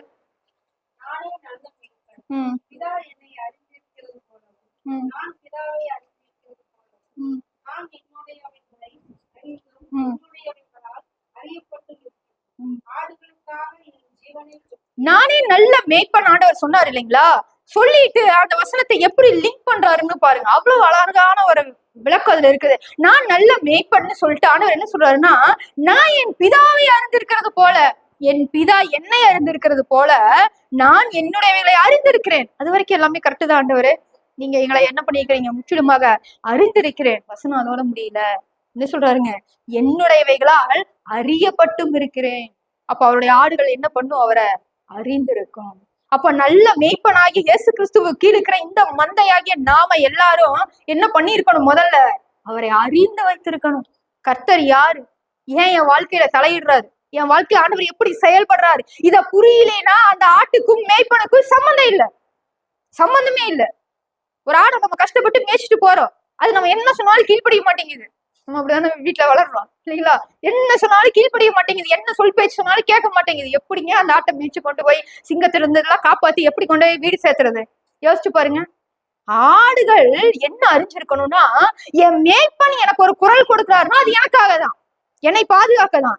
என் மேய்ப்பன் ஒரு இடத்துல நீ வழிநடத்தி கொண்டு போறாருன்னா அது எனக்காக தான், என்னுடைய நன்மைக்காக தான். இதை முற்றிலுமாக நம்பி ஆடு மேய்ப்பனுடைய சத்தத்தை கேட்டு என்ன பண்ணணும்? பின் செல்லணும். நம்ம ஊர்ல ஆடுகள் என்ன மேய்ப்போம்? முன்னாடி விட்டுட்டு பின்னாடி மேய்ப்போம். இஸ்ரவேல்ல என்ன பண்ணுவாங்க? மேய்ப்பன் முன்னாடி போவாரு, ஆடுகள் என்ன பண்ணும்? பின்னாடி வரும். மேய்ப்பனோட சத்தத்தை கேட்டுட்டு அவன் போற பாதையெல்லாம் சேர்த்துட்டு பின்னாடியே போகும். மேய்ப்பனுடைய குரல் அதுக்கு நல்லா தெரியும். பக்கத்து மந்தையில இன்னொரு மேய்ப்பனோட குரல் அது எப்படி இருக்கும், என் மேய்ப்பனுடைய குரல் எப்படி, அது ரெண்டுமே ஒழிச்சா கூட என் மேய்ப்பனுடைய குரல் என்னங்கிறது ஒரு ஆட்டுக்கு நல்லா தெரியும். அப்படியே 27ஆம் வசனத்துல பாருங்க, என் ஆடுகள் என் சத்தத்துக்கு செவி கொடுக்கிறது. சும்மா இல்ல, ஆடுகள் என்ன பண்ணுங்க? என் சத்தத்துக்கு செவி கொடுக்கும். அப்போ ஒரு மேய்ப்பனா ஆண்டவர் நம்ம கிட்ட என்ன எதிர்பார்க்கிறாருங்க? என்ன எதிர்பார்க்கிறாரு? அவருடைய சத்தத்துக்கு செவி கொடுக்கிற ஒரு ஆடு. அவரை அறிந்திருந்தாதான் நம்ம அது செவி கொடுப்போம். அவரை அறியலைன்னா செவி கொடுக்க மாட்டோம். அது ரொம்ப நாள் நிலைக்காது, அந்த உறவு ரொம்ப நாள் நிலைக்காது. நம்ம அவர் அறிந்திருக்கணும். அவர் அறிந்திருந்த போது, இந்த வசனத்தின் மூலமா அவரை புரிந்து கொள்ள போது அவருடைய சத்தத்துக்கு செவி கொடுக்கிற ஒரு ஆடாக. அதுக்கு மேலுள்ள வசனத்தை பாருங்களேன். யூதர்களை பார்த்து ஆண்டவர் சொன்னாரு, நான் உங்களுக்கு சொன்னபடியே நீங்கள் என் மந்தையின் ஆடுகளா இராதபடியால் விசுவாசியாமல் இருக்கிறீர்கள். அப்ப விசுவாசியாதவர்கள் ஆண்டவர் என்ன சொல்றாரு? என் மந்தையினுடைய ஆடுகள் அல்ல. என் மந்தையினோட ஆடா இருந்தா அந்த ஆடு என்ன பண்ணும்? என் சத்தத்துக்கு செவி கொடுக்கும். நம்முடைய வாழ்க்கையில நம்முடைய எல்லா சூழ்நிலைகளிலும் கர்த்தர் நமக்கு நல்ல மேய்ப்பனாக இருந்து நம்ம வழி நடத்தி போஷித்து வருகிறார். ஒரே ஒரு கதை மட்டும் சொல்லட்டுமா? இன்ன வரைக்கும் கதை நினைச்சாதீங்க, ஒரே ஒரு கதை மட்டும் சொல்லி நான் முடிச்சிடுறேன். ஏற்கனவே சொல்லியிருக்கேன், பட் இந்த சுச்சுவேஷனுக்கு ஆப்டா இருக்கிறதுனால நான் திருப்பி அங்க சொல்றேன். ஒரு ஆடு வந்து ஒரு ஆட்டு மந்தைய ஒரு மேய்ப்பன் மேய்த்துட்டு போறாரு. ஏற்கனவே நான் சொல்லியிருக்கேன், மேய்த்துட்டு போறாரு. அதுல ஒரு ஆட்டுக்குட்டிக்கு மட்டும், குட்டி ஆடு இப்பதான் கொஞ்சம் வளர்ந்து வந்துட்டு இருக்குது, ஒரு வருஷத்துக்கிட்ட வருது. அதுக்கு வந்து இந்த உலகத்தையே பார்க்கணும் ரொம்ப ஆசை, சரிங்களா? எல்லா பக்கம் போகணும், எப்படி இருக்கும் நமக்கு அதெல்லாம் தோணும் இல்லைங்களா? நம்ம வந்து கொஞ்சம் என்ன பண்ணணும்னா, நம்முடைய சமுதாயத்தை நான் சொல்றேன், நம்முடைய எஸ்பெஷல் நம்முடைய மக்களை சொல்றேன், கொஞ்சம் பிள்ளைகளை எல்லாம் வெளியில படிக்க அனுப்பணும், சரிங்களா? எல்லாத்தையும் நம்ம கைக்குள்ளே வச்சுக்கூடாது. பிள்ளைகள் என்ன பண்ணணும்? வெளியில படிக்க அனுப்பணும், ஃபாரின் ட்ரிப் அனுப்பணும், எல்லாம் அனுப்பணும். எல்லாத்தையும் போய் கத்துக்கட்டும். ஒரு வயசு வரைக்கும் தான் அந்த ஆர்வம் இருக்கும். அதுக்கு மேல என்ன ஆகுங்க? ஆட போய் இதெல்லாம் இதேதான், இதே குடும்பம், இதே குட்டி, இதுக்குள்ளதான் சுத்த போறோங்கிற ஒரு சலிப்புணர்வு வந்துடும். அதுக்கு முன்னாடியே உலகத்தை நம்ம கவனிக்கணும். சரி, அப்ப இந்த ஆடுகளுக்கு, இந்த ஆட்டு மந்தையெல்லாம் இந்த மேய்ப்பன் என்ன பண்ணுவாருன்னா, தன்னுடைய மேய்ச்சல் இடத்துக்கு தன்னுடைய இடத்துல இருந்து அப்படியே அழைச்சிட்டு போவாரு. தூரமா இருக்கும். அங்க போய் எல்லா மேய்ச்சல் எல்லாம் காமிச்சு, தண்ணி எல்லாம் காமிச்சுட்டு முடிச்சுட்டு திருப்பி ஈவினிங் என்ன பண்ணுவாரு? கூட்டிட்டு வந்து விடுவார். இது எப்பவுமே வழக்கமா வச்சுட்டு இருப்பாரு. ஆனா அந்த மந்தையில இருக்கிற ஒரு குட்டி ஆடுக்கு ரொம்ப ஆசை. என்ன ஆசைன்னா, இந்த மேய்ப்பன் என்ன பண்றாரு? எப்ப பார்த்தாலும் ஒரே ரூட்டை ஃபாலோ பண்ணிட்டு இருக்காரு. இந்த ஒரே வழியில போயிட்டு இருக்கிறாரு. இந்த உலகம் எவ்வளவு பெருசுன்னு நான் போய் பார்க்கணும், எல்லா இடத்துக்கும் நான் போய் பார்க்கணும், அது எப்படி எல்லாம் இருக்குன்னு பார்க்கணும் அப்படின்னு ஒரே ஆசை. ஒரு முறை இந்த மந்தையில இந்த மேய்ப்பன் மேய்ச்சிட்டு போகும்போது பாத்தீங்கன்னா, ஒரு இடத்துல சூப்பரா புல்வெளி இருக்குது, அப்படியே தளதளன்னு இருக்குது. அப்படியே சாப்பிட ஆரம்பிச்சோம்னா திருப்தியா நம்ம சாப்பிடுற மாதிரி சாப்பிடலாம்னு நினைக்குது. அது இப்படி வாயை கொண்டு வைக்க போகும்போது ஒரு அடி விழுந்தது பாருங்க மூஞ்சிலிய. ஒரு அடி விழுந்து தோக்கவா அப்படின்னு மேய்ப்பனோட அடி தடியில இருந்து ஒரு அடி விழுகுது. அப்போ அந்த ஆடுக்கு வந்து எரிச்சல். என்ன எரிச்சல்? இவனெல்லாம் ஒரு மனுஷனா? நான் உள்ளதான சாப்பிட போனேன், மூஞ்சிலே அடிக்கிறான் பாரு, இவனெல்லாம் ஒரு மனுஷனா? இவனை எனக்கு பிடிக்கவே இல்லை அப்படின்னு நினைச்சிட்டு அப்படியே முடங்கிட்டே வருது மத்த ஆடுகளோட. அங்க அத்தனை புல்வெளி இருக்குது, ஆனா அங்க காட்டாம தூரமா கூப்பிட்டு போய் கொஞ்சோண்டு புல்வெளிதான் இருக்குது, அதுல போய் அடிக்கடி போட்டு மேய விடுறாரு. அந்த ஆட்டுக்குட்டிக்குன்னா செம்ம கோவம். அங்கெல்லாம் நல்லா இருந்துச்சு, அதை விட்டுட்டு இவ்வளவு தூரம் கொண்டு வராரு அப்படின்னு. அதுக்கு பக்கத்துல கொஞ்சோண்டு தண்ணி இருக்குது, அங்க கொண்டு போறாரு, அங்கேயே நல்லா தண்ணி இருந்துச்சுன்னு ஆட்டுக்குட்டிக்கு செம்ம கோவம். இருடா உன்னை பாத்துக்கிறேன்னு அது மனசுக்குள்ள முடிவு பண்ணிருச்சு. எல்லாத்தையும் கூட்டிட்டு வந்து சாயந்தரம் விட்டுட்டாரு. அடுத்த நாள் அதே மாதிரி அந்த மந்தையை மேய்க்க இழுக்க போகும்போது இந்த ஆடு மழையை பிளான் பண்ணிருச்சு. என்ன பண்ணிருச்சு? எல்லாரையும் முன்னாடி விட்டு நம்ம என்ன பண்ணுவோம், கொஞ்சம் கொஞ்சமா பின்னாடி போயிட்டே இருப்போம். ஒரு கட்டை வந்தோடனே எஸ்கேப் ஆயிரும் இந்த கூட்டத்துல இருந்து அது முடிவு பண்ணிடுச்சு. ஏன்னா அதுக்கு மனசுல இருக்கிற ஆசை பெரிய எல்லா இடத்துக்கும் போகணும், அதை பார்க்கணும், இதை பார்க்கணும், நம்ம எப்படி ஒரு கட்டுக்கோப்புக்குள்ள வாழ்றது, அதெல்லாம் நம்மளுக்கு பிடிக்கலன்னு சொல்லிட்டு அது முடிவு பண்ணிடுச்சு. அப்போ இவங்க போயிட்டு இருக்கும்போது நைஸா ஒவ்வொரு அடியா அப்படியே பின்னாடி வச்சுட்டே வந்துட்டு இருந்தது. மைப்பன் முன்னாடி போறாரு இல்லையா, அவருடைய சத்தத்துக்கு செவி கொடுக்குற ஆடெல்லாம் என்ன பண்ணிரும்? கூடயே போயிரும். இதெல்லாம் நம்ம தான் கேட்க மாட்டோமே, நம்ம என்ன பண்ணிட்டு இருக்கிறோம்? அப்படியே பின்னாடி வந்து கடைசியில் நின்னுக்குச்சு. எல்லாரும் போனவனைய 10 அடி கேப்ல பாத்துச்சு, இதுதான்டா கேப்ன்ட்டு அந்த புள்ளிக்குள்ள ஓடிடுச்சு. அப்பாடா, அதுக்கு பார்த்தோன்னே அவ்வளவு ஒரு சந்தோஷம். நாம ரொம்ப நாளா ஆசைப்பட்ட புல்லுக்கு வந்துட்டோம், இங்க சூப்பரா இருக்குது, இங்க எங்க வந்தாலும் நம்ம புல்லு மேயலாம் அப்படின்னு சொல்லிட்டு ஆசாசியா அங்க ஒரு 5 நிமிஷம் தான் அங்க சுத்தி இருக்கும். எங்கிருந்து ஒரு நரி வந்ததுன்னு தெரியல, வந்து காலை பிடிச்சுக்கிச்சு. இதுக்குன்னா பயம். அப்பதான் அதுக்கு புரியுது, இந்த பாக்குறதுக்கு அழகா தெரியுது, ஆனா இதுக்குள்ள என்ன இருக்குது, ஆபத்தான மிருகங்கள் இருக்குது. அதனாலதான் மேய்ப்பனை என்ன பண்ணல, என்னைய இந்த இடத்துல கூட்டிட்டு வரல, என்னை வந்து நான் வந்து தப்பான முடிவெடுத்துட்டேன். அப்பதான் அதுக்கு புரியுது, அடிச்சு புடிச்சு ஓடுது திமிருது, இந்த நரி துரத்திக்கிட்டே இருக்குது, அங்கேயும் இங்கேயும் ஓடுது, எங்க தப்பிக்கிறதுனே தெரியல. ஒரு வழியா தப்பிச்சு ஒரு இடத்துக்கு தூரமா ஒரு இடத்துல போய் நின்றுச்சு. நிறைய காணும், தப்பிச்சிட்டோம்டா, உயிர் தப்பிச்சிட்டோம்டான்னு மேல்மூச்சு கீழ்மூச்சு வாங்கி யோசிச்சு பாருங்க அந்த ஆடு எவ்வளவு பரிதவிச்சிருக்குன்னு. அங்க ஒரு தண்ணி இருக்குது, படம் தண்ணி குடிக்கலான்னு குமிஞ்ச தண்ணி குடிக்கும் போது அப்படியே ஒரு முதல்ல வருது. ஏன் அப்பதான் எனக்கு தெரியும், இங்க தண்ணியில ஆபத்து இருக்குதுன்னு தான் என் மேய்ப்பன் என்ன பண்ணாரு, இங்க என்னை கூட்டிட்டு வரல. இதெல்லாம் பக்கமா இருக்குது, இதெல்லாம் பாக்குறதுக்கு ஆசீர்வாதமா இருக்குது, ஆனா இது எனக்கு ஏற்றது இல்ல. எனக்கு ஏற்றது எதையோ அதைத்தான் என் மேய்ப்பன் என்ன பண்ணுவாரு, எனக்கு கொடுப்பாரு.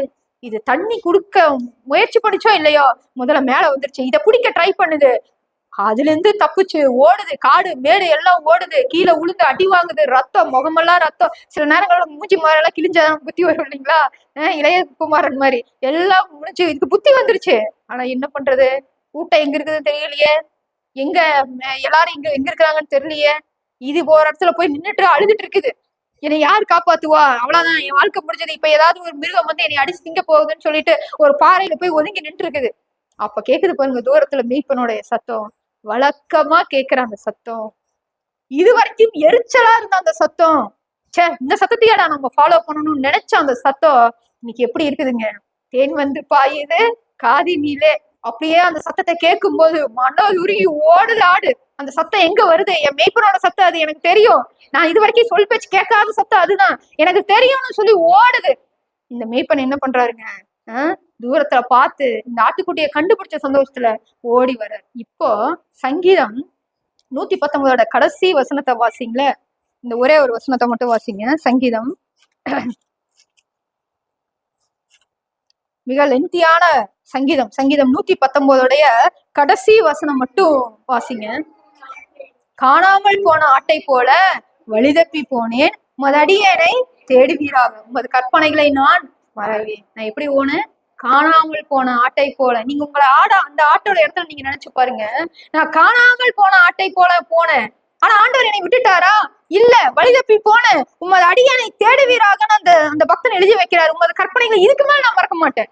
இத்தனை அடி வாங்கினதுக்கு அப்புறம் நான் என்ன பண்ணுவேன், நீங்க சொல்றத நான் கீழ்ப்படிவேன், நான் செவி கொடுப்பேன் என் மேய்ப்பனைன்னு சொல்லி அது அழுகுது.